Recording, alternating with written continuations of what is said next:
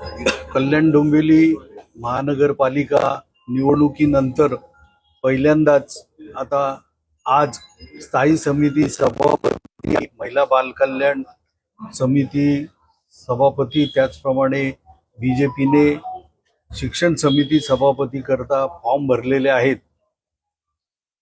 जी काही निवडणुकीनंतरची प्रोसिजर आहे त्याप्रमाणे कामकाज सुरू होतं आणि आज त्याचे फॉर्म भरलेले आहेत। कोणत्याही प्रकारची चुरस किंवा वेगळं काही कारण नव्हतं। निवडणूक जाहीर झाल्यानंतर आज फॉर्म भरायची वेळ होती, त्याप्रमाणे मुदतीमध्ये फॉर्म भरलेला आहे।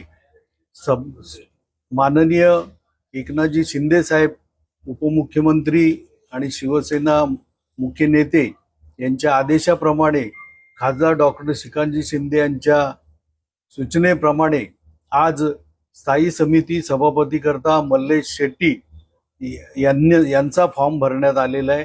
त्याचप्रमाणे महिला बाल कल्याण समितीसाठी सारिका जाधव यांचा फॉर्म भरण्यात आलेला आहे आणि शिवसेना भाजपच्या युतीमध्ये निश्चितपणे सोमवारी होणाऱ्या निवडणुकीमध्ये बिनविरोध ही निवडणूक होणार आहे हे जाहीर झालेलं आहे। आजच्या प्रसंगी दोघांचंही हार्दिक अभिनंदन।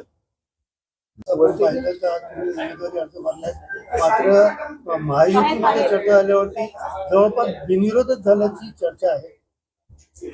असं वाटतं बिनविरोध निवडून येईन मी तुमच्या आशीर्वादाने। खरं म्हणजे साहेब शिवसेना पक्ष प्रमुख आमचे शिंदे साहेब यांच्या आदेशाने व खासदार श्रीकांत शिंदे यांच्या आशीर्वादाने व तमाम माझे शिवसैनिक नगरसेवक आणि पदाधिकारी यांच्या मार्गदर्शनाखाली मी फॉर्म भरलेला आहे।